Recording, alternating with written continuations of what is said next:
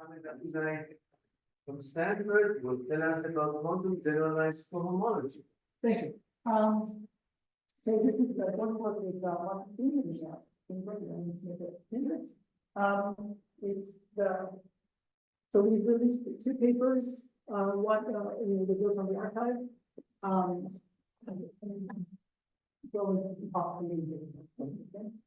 So what's the what is that? So we have some symbiotic episode, close symbiotic episode.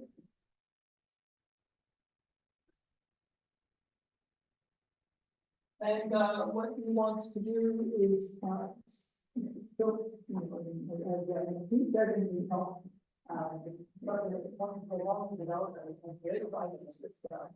it's a graphic side. And one thing that is done on the very side that is not here on the graphic side is the living side. And that said that we can do quantum homology with ordinary homology, but we can also do quantum.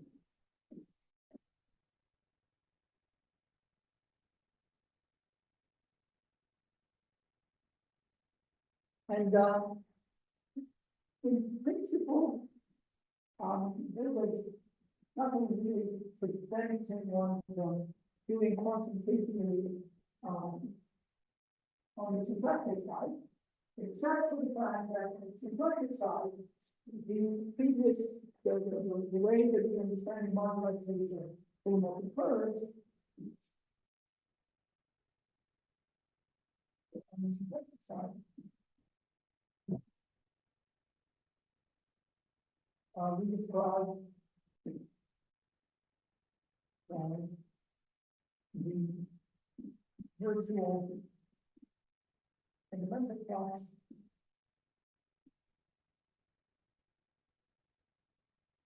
and using this important this the thing that underlies the visual fundamental class, the derived structure of the multiple space by dimension of the space.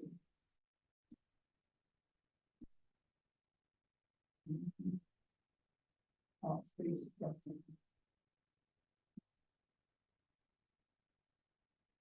Here I'm going to say,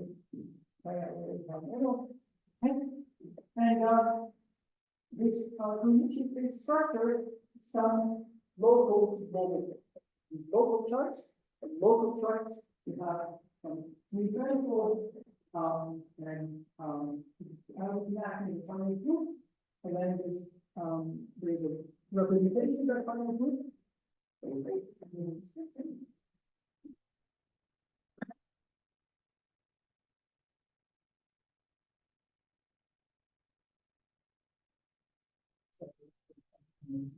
XI and GI and PI and then SI.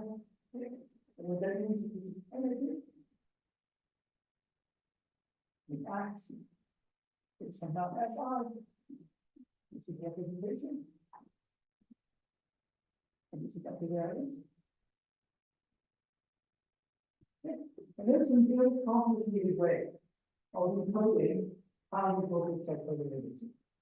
So, in order to homology, even though this is very complicated, we have standard model of thinking about how to move these together in both these. Like the wrong homology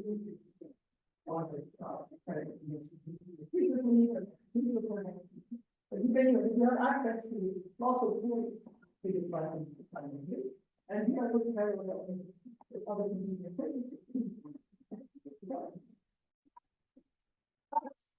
if you want to find here, then you will also need to extend from local to the systems. And so we can use chain level or a chain level E or to extend it.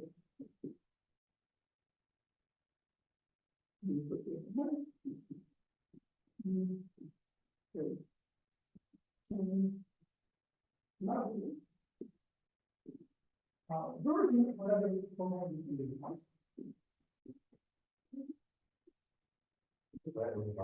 Yes.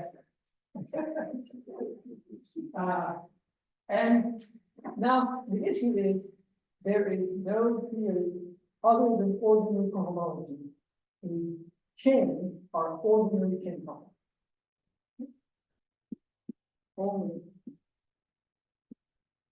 ordinary cohomology has chain count is confusing in a possible way. You know, if you give me a space and you know what the page really is, because I don't think how that happens to be there. If there is an actual meaning behind it. And what we call it is naturally.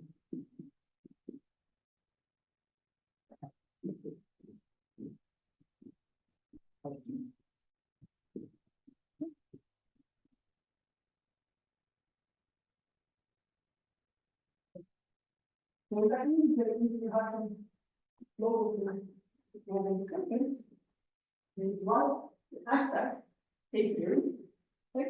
Then you need to understand some other theory which underlies the chains of homology theory, and that's the main fact. Other homology theories.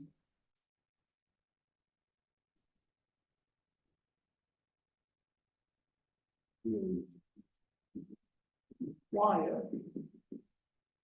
Okay, so you were the background of something that is fancy, but at least require working with spaces, topological spaces.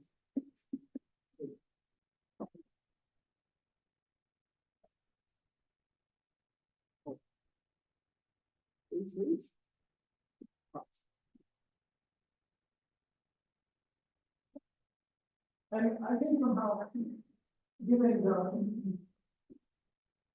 complexity of the technicalities that underlie this, and given the complexity of the technicalities that underlie this, that's probably the easy one to make.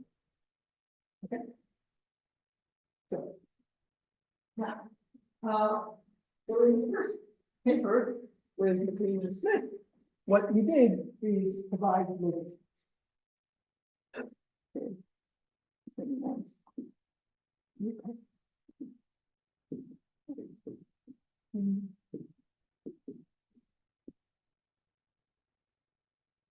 Construction of global charts for G is 0. So what does that mean? That means that instead of having little pieces that locally describe the moduli space, it means that you will describe bar 0 and x data. So, okay, 0 means 0, n means the number of points, beta means class in H equal to x z positions. As the 0 locus, of, well, these days I would probably say of you know, the 0 locus is a derived overfold, but then you have to do a few things. Of following data. So there is some kind of T, and this T we refer to it as a thickening. And this is a manifold, smooth manifold.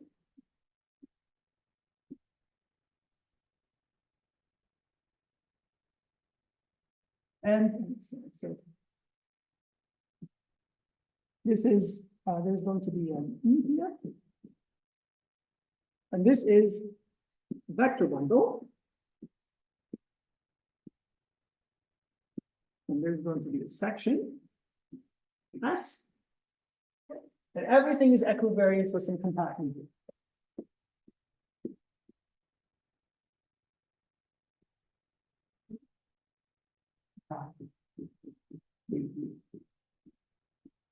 G. And one more thing, that the G action on T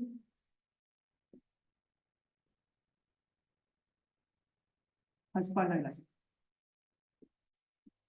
has finite constituencies.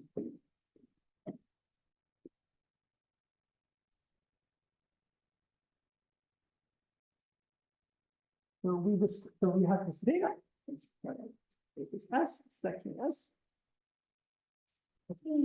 And then what this means is it's not quite the zero level, this is the G quotient.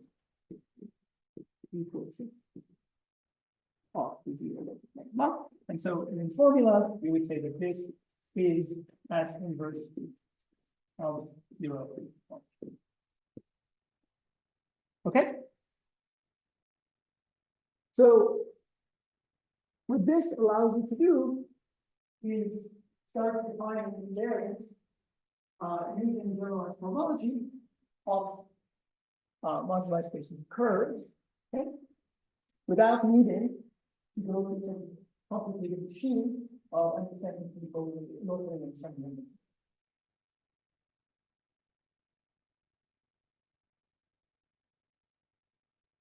I will say a few words about how we can start this a little bit later. I just wanted to report on progress since then.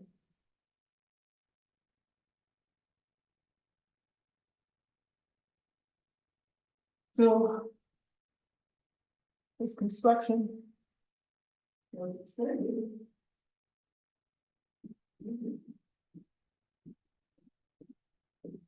by and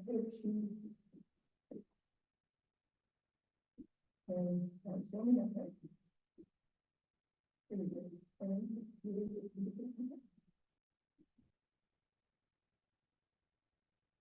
And then by so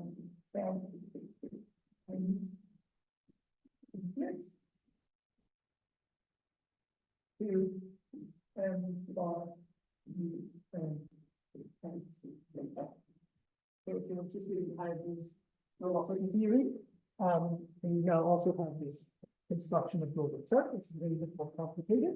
We would like to use it. I strongly recommend you look at it.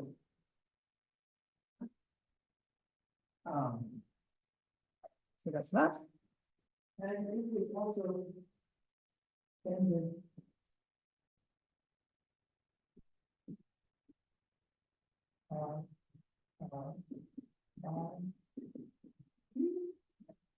and then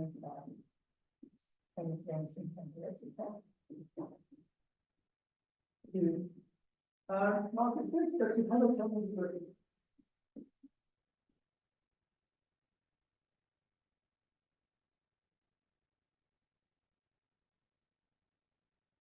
so the types of complexities that appear when you start with this and start with this of nature.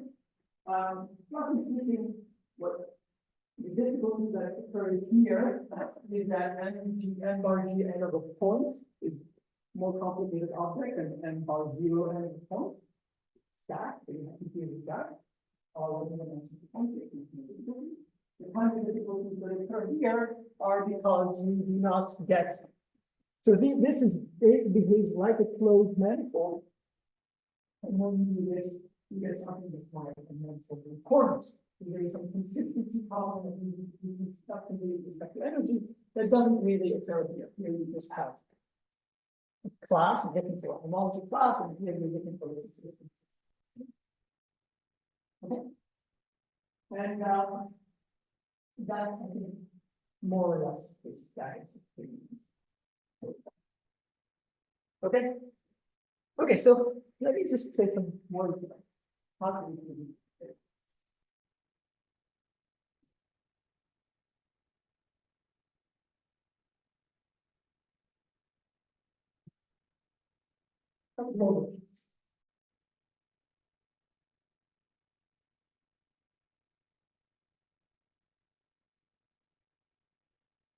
So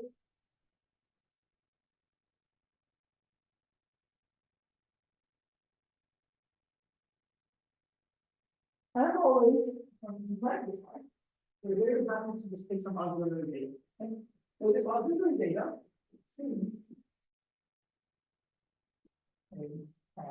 a region.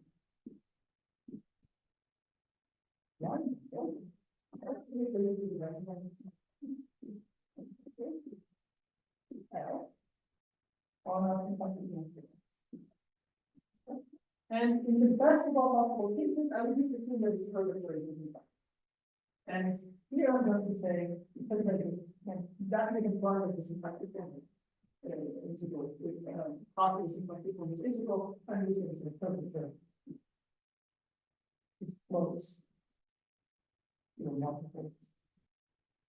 Multiple. Following multiple. Wow. That's going to be.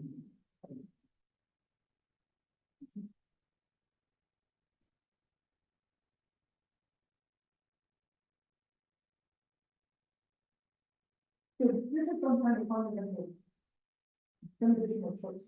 And you know, it is the choice that goes in the murder.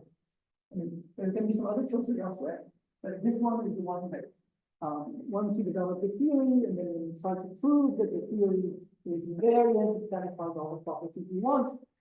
Everything is easy except showing invariance of it. No, still not good. I mean, I think some of it for probability rates are not so hard, but still, it is the one that's most of the time.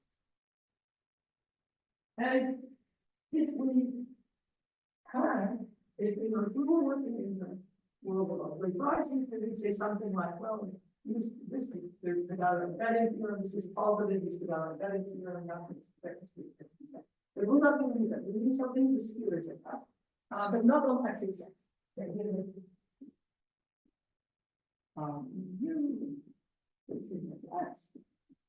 U upper star of L is the property.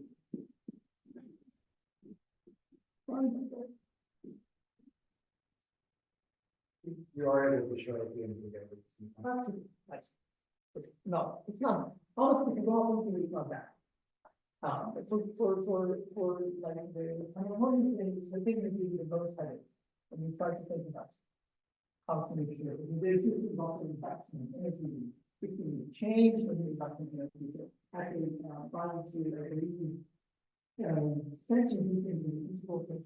Maybe this is its impact, and then it's like simpler. My repertoire is not, and then it's some expectation.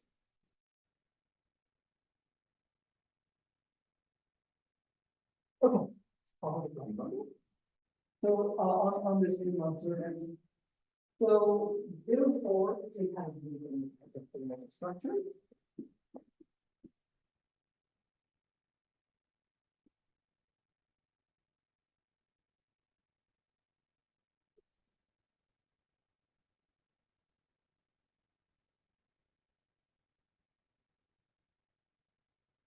Which implies that we have H0, you are L, spaces.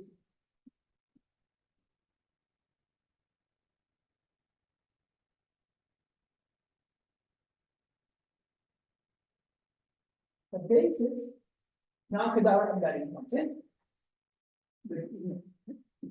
I think this may have come even before Kadar, because for Riemann surfaces, I assume it was maybe before, okay.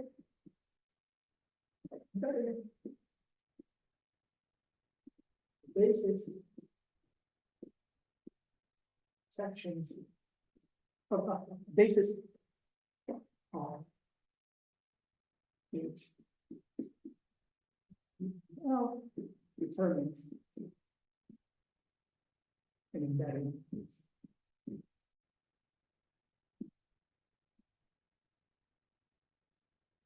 in ICP. Okay, and we're going to get a B. That is whatever. I think that so if you replace L with multiple, yeah, so maybe of course I have to I'm kind of on the G 0, but really what's happening in higher G is we just make sure that from the beginning that L is large enough that we can get it back.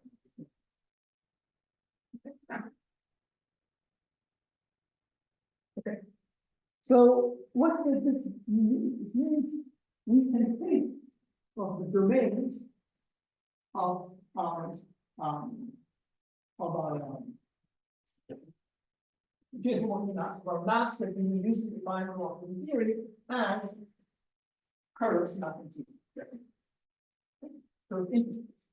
Now, of course, implicit basis is not canonical, and so there's going to be acting of this by the units of the group. Implicit basis.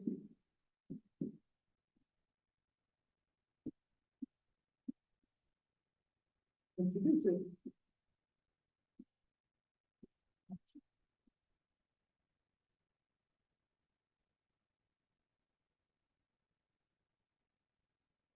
and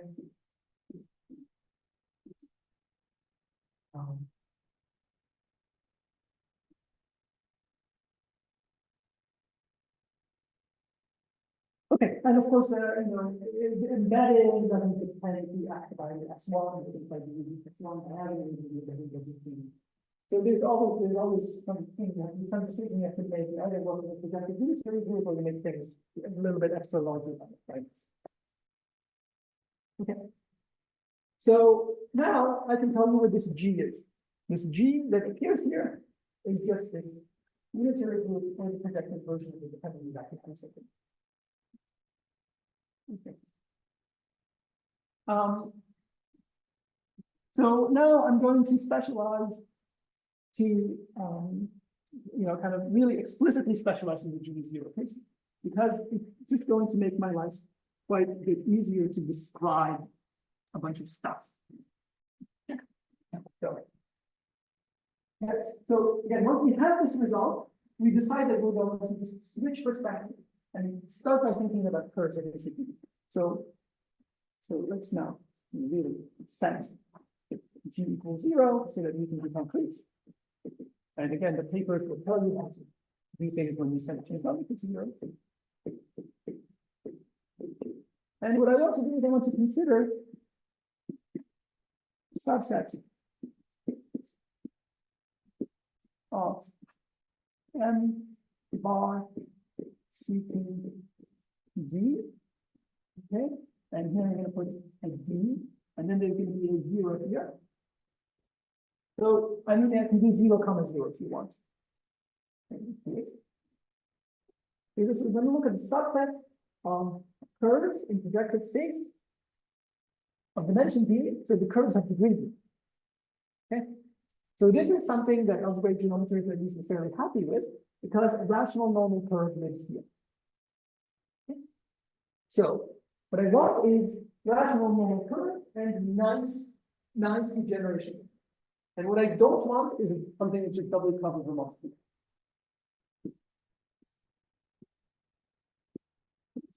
Curves with the property that every component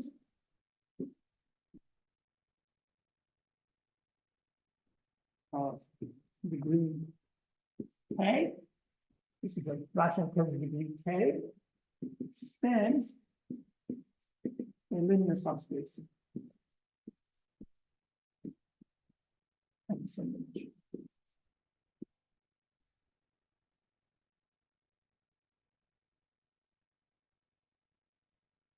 Okay. So instead of looking at the entire compacted case, so if you look, for example, things of degree 2 in CP2, there is of course just a line which is doubly coupled. I don't want that. G S2 has two kinds of stuff. It has two things in it. F2 has the open locus, well, the open dense locus.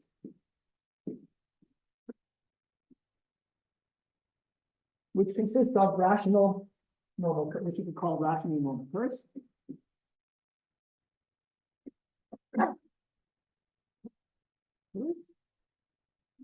Plus things which are just two lines.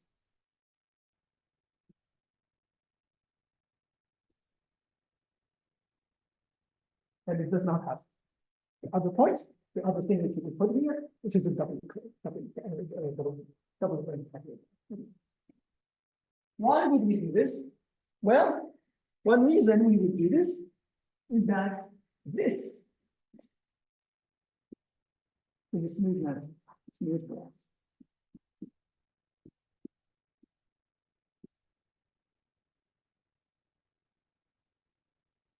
So I'd like to simplify and then have to make complexity. And of course, this smooth variety has an action on machine 3D.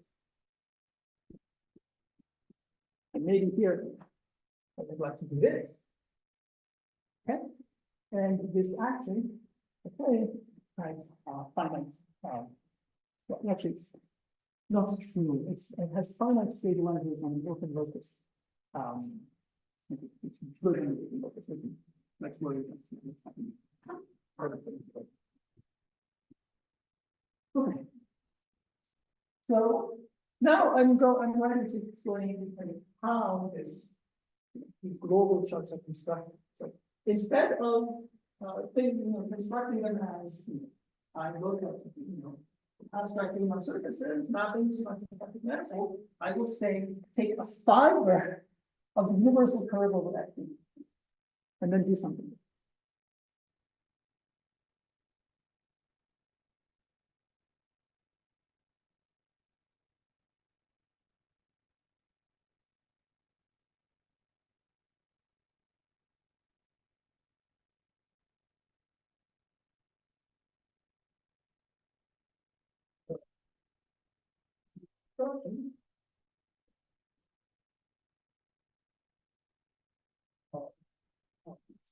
Space. Okay, so I'm going to give it some labels so that we don't have any ambiguity. So it's 0, 0, X, phase out. Okay. Start doing.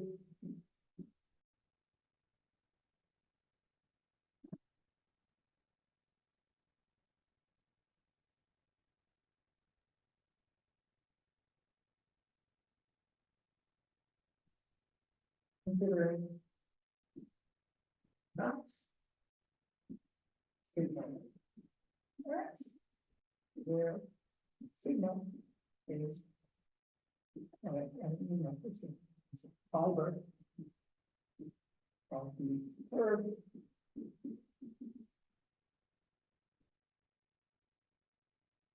over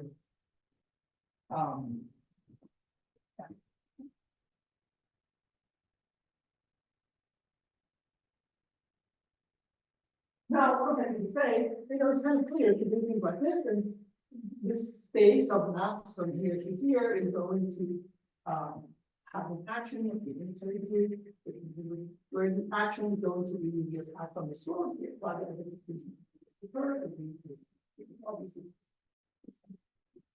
Okay.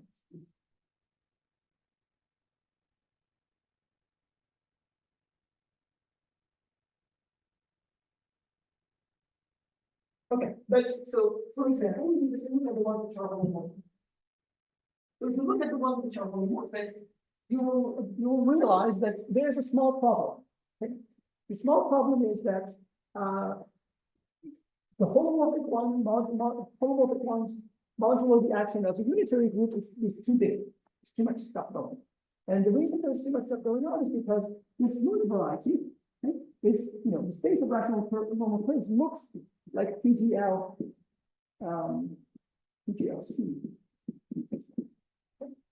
So there's like a complex group floating around, and this is its maximal compact. Okay? So if you do this, and you have this acting unitary group, the only one of the unitary group, the quotient is too big, and it's too big exactly by the algebra. Okay? So you need to kill it. You need to figure out some way to kill it. And one way to kill it is you want to impose a condition on the matrix U of its dot L.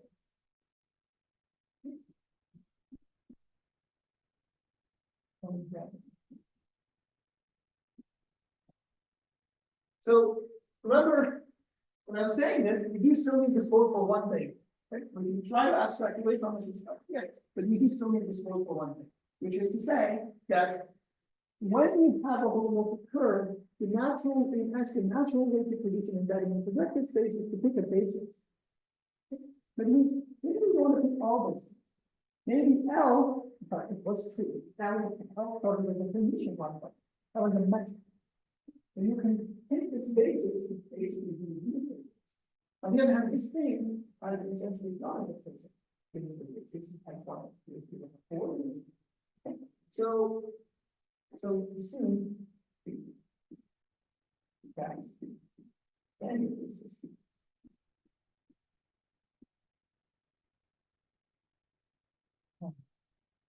One.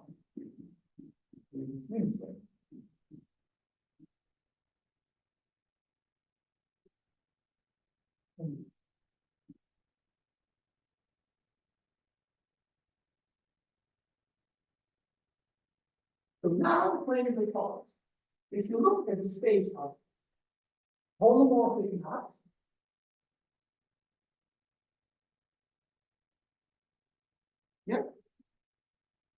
which satisfies the issue. And if you assume that the V that you take exactly matches the degree of the line vulnerability that you get, then this space of knots, homomorphic knots, modulo UAD is exactly the market. That's it. But it's not the thickening because we haven't made it smooth, but I just want to say. But the construction of this starts. But I just want to say that because somehow, it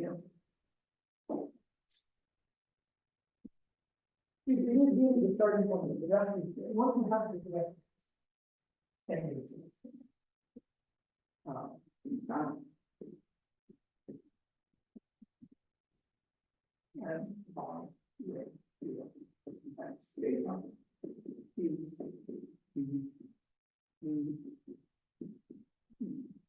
once again, this key depends exactly how it's going to and the way they appear in the portions.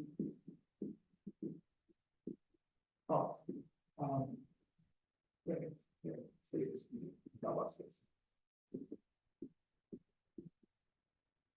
And importantly, as a stack.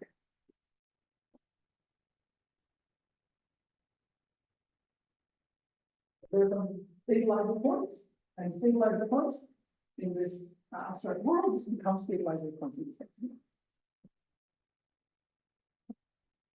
Now, if you have this, the rest is really quite easy.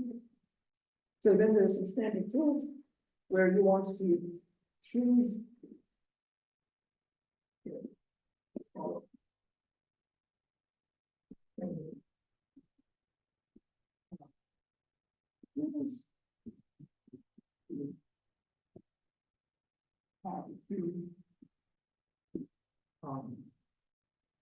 Vector space, or precisely, the G representation of homogeneous terms.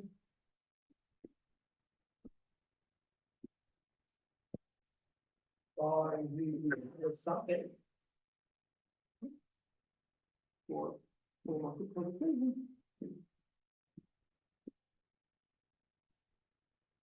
and then extended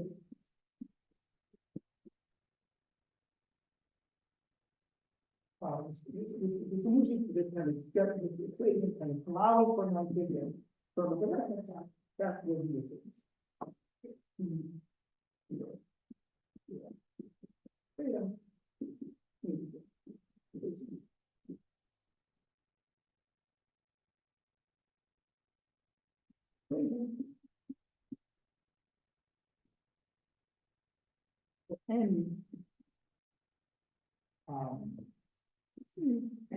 And then I said that there was going to be, in a global chart, which is the effective bundle. The effective bundle is basically just the representation.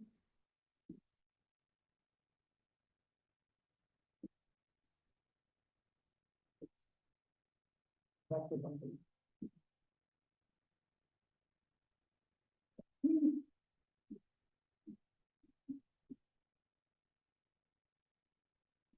Okay. And then, what I just said here, this is good. Okay. It's not going to be really not, it's really, I think quite elementary, since you understand its basic concept. Okay, now what do we do with this? What do we do with this is you can now feed this into a machine. So, yeah. So this is,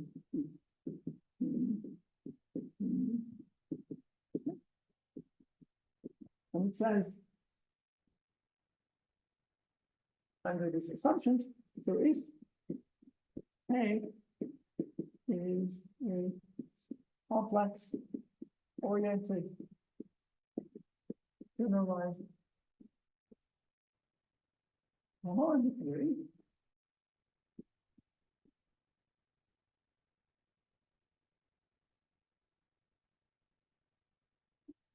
with a multiplicative structure,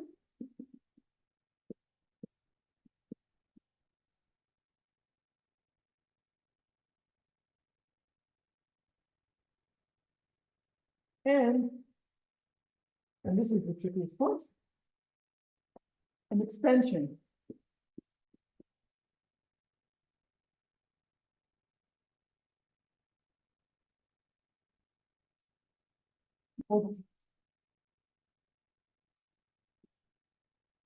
and I'm not, instead of, write down some axioms that we need, I will explain the special case here. Then, the moduli spaces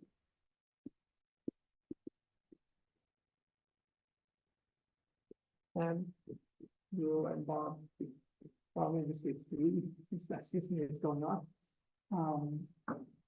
That's data determine an associative and commutative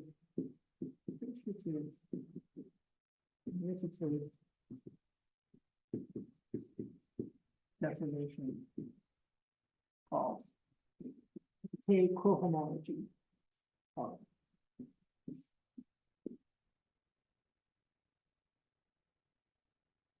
So this is a long word, also the word complex oriented generalized homology theory, the expression, and this extension of the first thing to ask you, like, what examples are there? So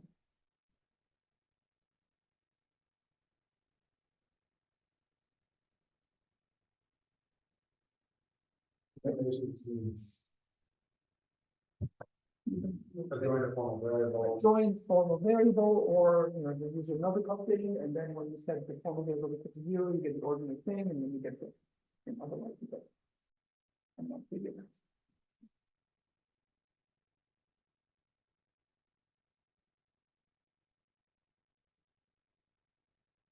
So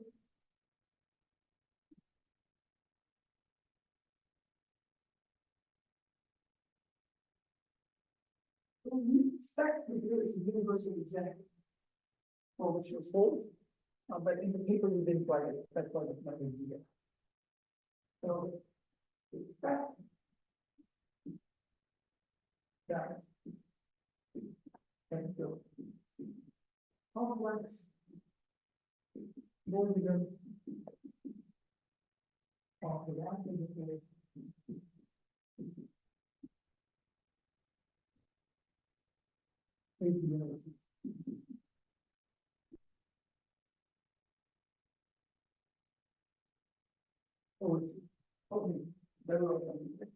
so the only word that I want to say is what is the derived data set? It's exactly the structure that the global chart has when you take the course.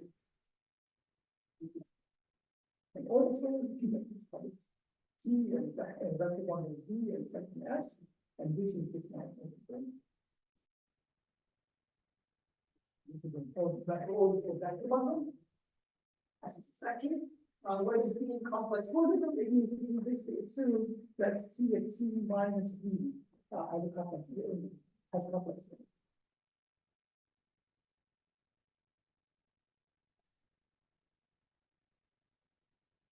The theory of this theory is probably which is huge ring and nobody has guessed as to what are its generators. Certainly not what are its directions, but so the next case, which is still going to be one that's become not familiar with volumes, is that in the homological theory there's a notion of EMM, AN local hormone.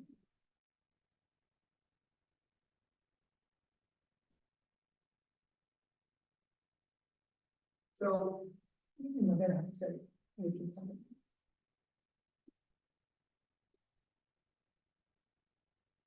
And these can be thought of a little bit as generalizations of theory, but they only make sense of a figures fine.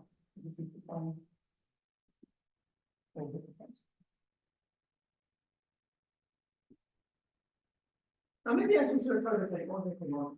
I don't think that probably really. And now let me talk about what actually it says this take the of the which is complex.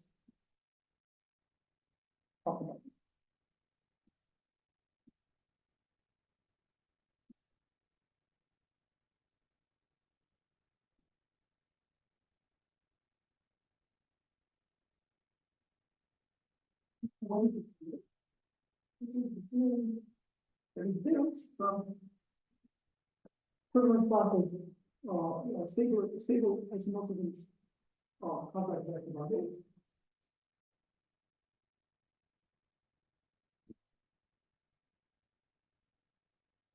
You have mostly complex oriented theory, in particular for moral theories. They have to put in this chain location. The same thing is Roman father is a definition for key completed. So again, the chain location is the formulation of the chain localization of energy. And anything under that. No, I mean, the way you have more of a detail, right? Like, I think, for instance, for finite spectra, you have to probably have the limit gives you key completion, like you get like every more of a No, but it's not clear that the operation may be possible because you have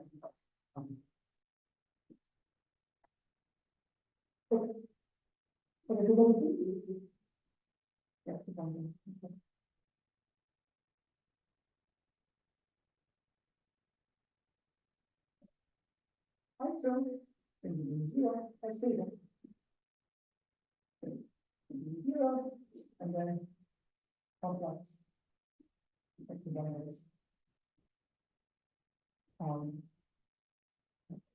and this one, to X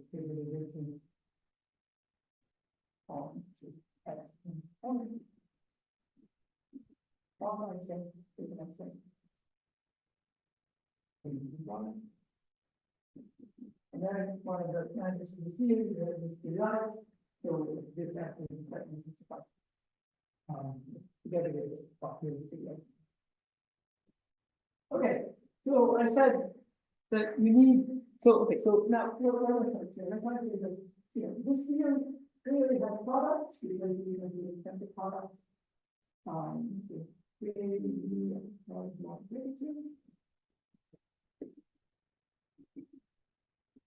What do you think some of the very nice things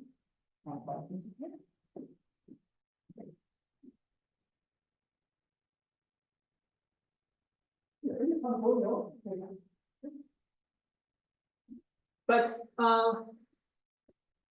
what's missing is this explanation of what it means for it to be complex oriented and what it means for me to say that there's an extension to order. So, of course, what's really happening is that all of these things need to be compatible with each other. The multiplicative structure, the extension to overfold, and the complex orientation, but I'll just explain it. So the complex orientation amounts to existence of push forward.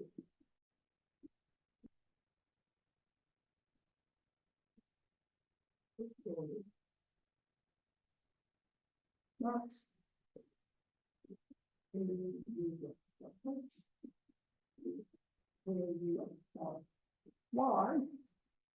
in what case, when the normal bundle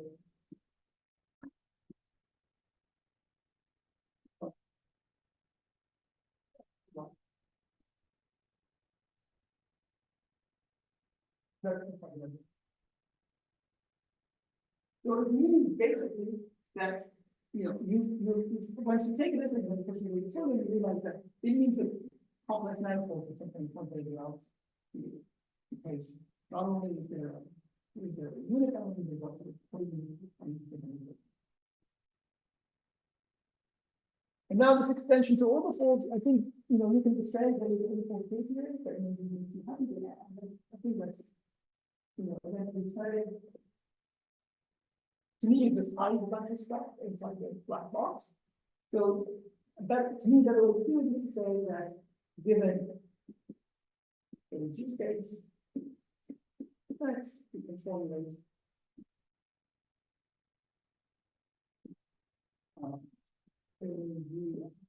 dx as to be representative.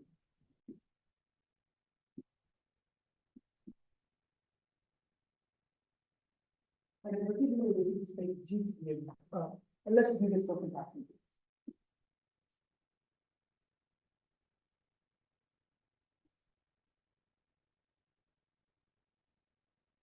And of course, once we introduce this, we have to go back to the previous stuff and figure out how it's compatible with maps. And it's very important that when we do this, that we set things up to that G is not fixed. So you should be allowed to go from states of the G action or to the G action to the states of the trivial G action, and then completely forget G altogether. And it's really these compatibility maps that are very static to take with. If you take this ordinary homology,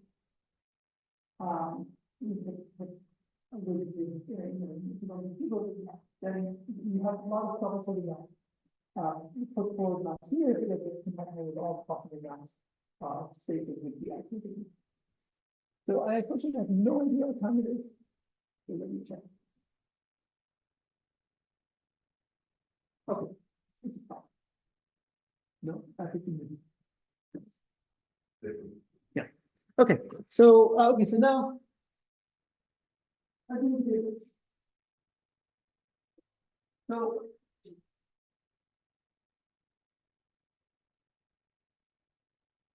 if you combine the push forward and pull back, what you get is that vector bundles of Euler classes. Complex vector. They combine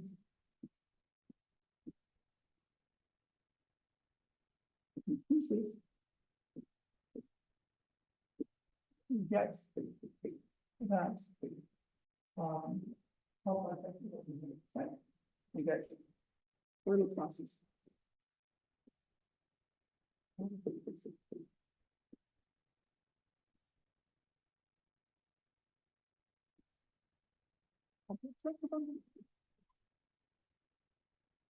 And that means, in particular, there is a class that we can call M bar, and I'm going to just go here and just say Gn, even though I haven't really explained that data living in some kind of K-theory of this activity.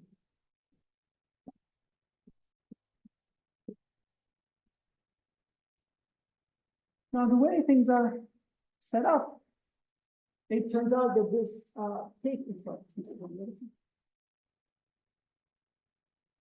it turns out that this K-theory has compact support. And this compact support property is what is coming from the fact that the section had compact zero rates. So this is because S inverse of zero. I'm saying this because, I think I can just type it under run, but somehow, fundamental classes should not, one of the forward maps here, I should have said, you should have made some extra assumptions here, see that that's important here.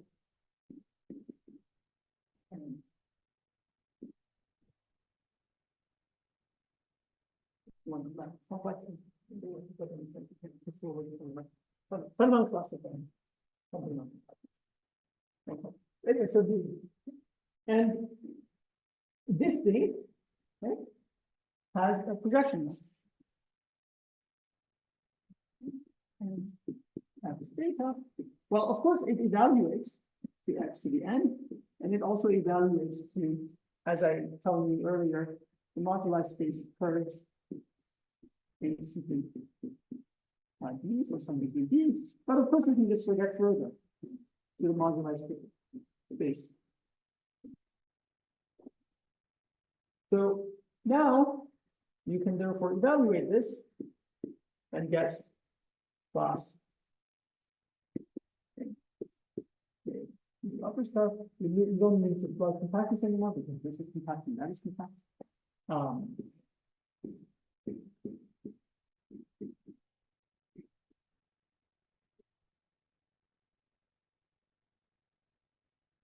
So this class is what you might call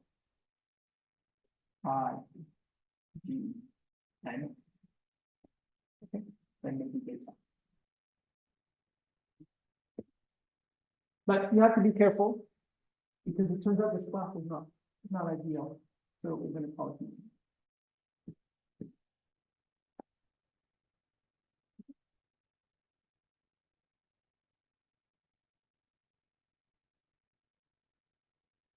But anyway, but we're at the stage where once you have this class, you can say you can now say that here, and then you run first non-trivial results. And it goes back to the question that I was trying to ask, which is that this class is in there in the options.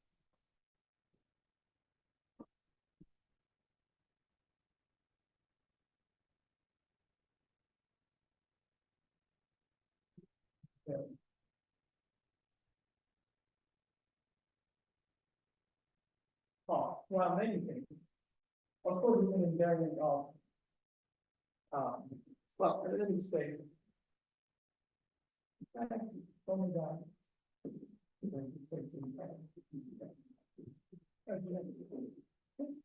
it only depends.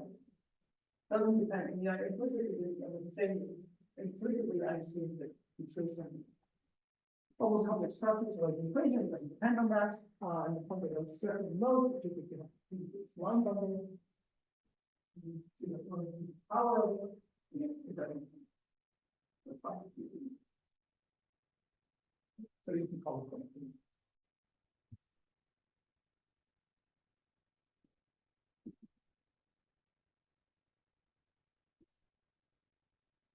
So now we specialize. So okay, then you can prove some properties of it. Okay? And I don't have any time now. Basic properties.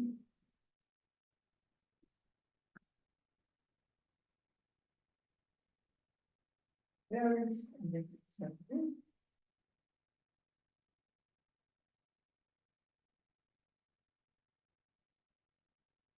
so what do you want? From using options.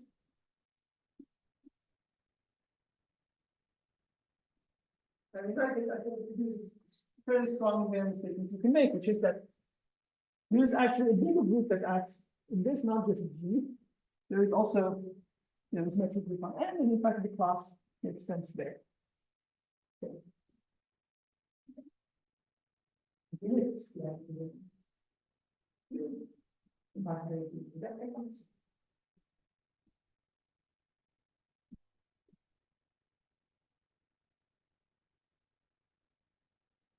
So, one way to figure this one, X plus one,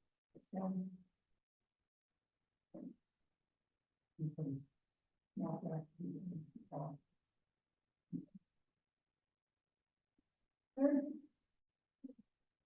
And I cannot see what the right specific formula for the button here, but what you can do is you can stop in the middle.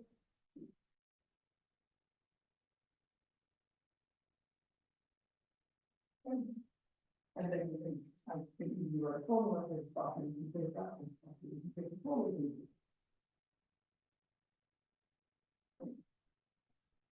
Okay, and then we can try to do more stuff.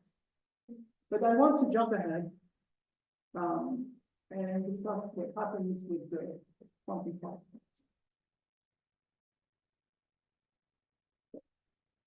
Go back to T0.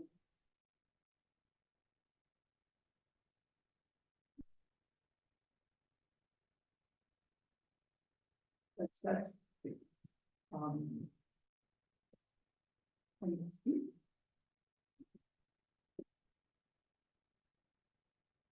and then, okay, I try to state things in as invariant way as possible.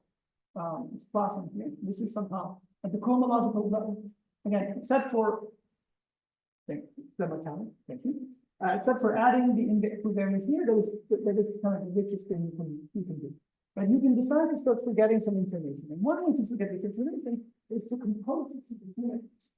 So we're trying to say there's enough d of x, tensor of x. Well, with g equals 0 and equals 0, that's just the point. So,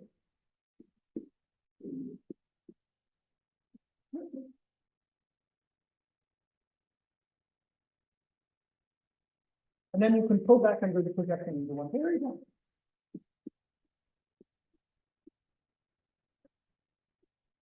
And now we say we have a class here.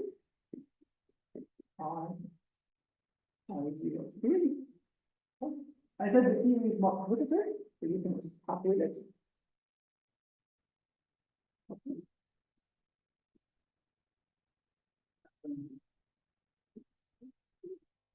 And then we just now, and this would be the naive contribution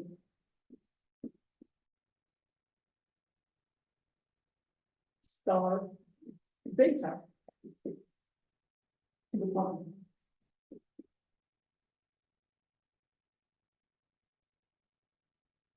And then fundamental fact gives by given problem. If we define things in this way, the product remains.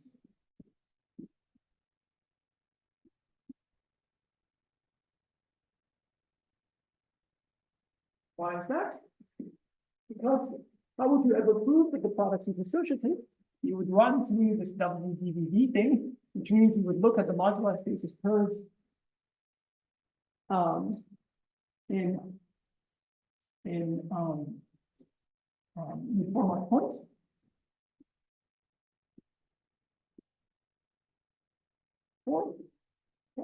That has two very special points here.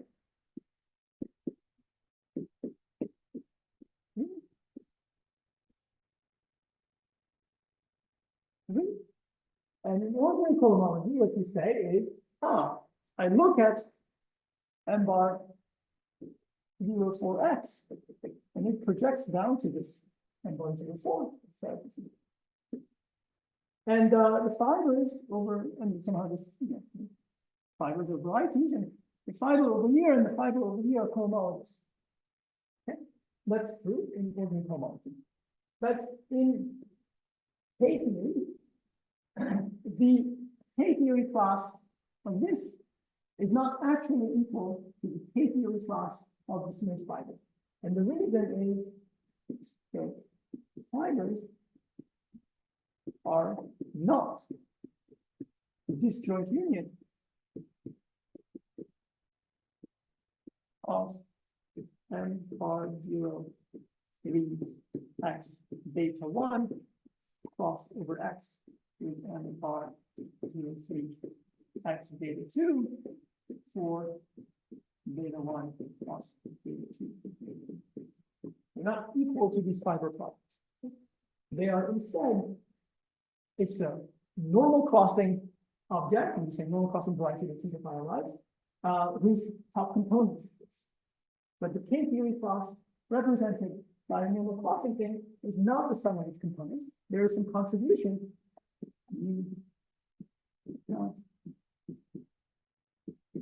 Contribution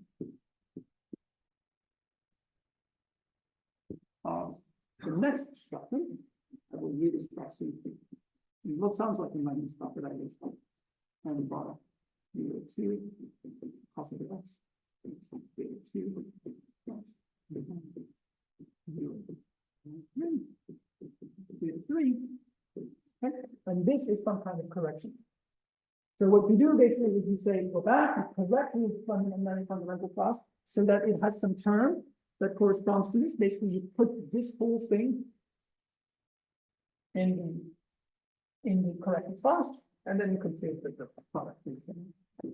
And then the last thing I will say is that what we did is show that this procedure of correcting the fundamental class, it is not special complex that really is depending on having a complex oriented programming with formula for the churn class of the tensor product of two lines. It's called the formal group law. It's in the formal group law. Then you can write these correction terms.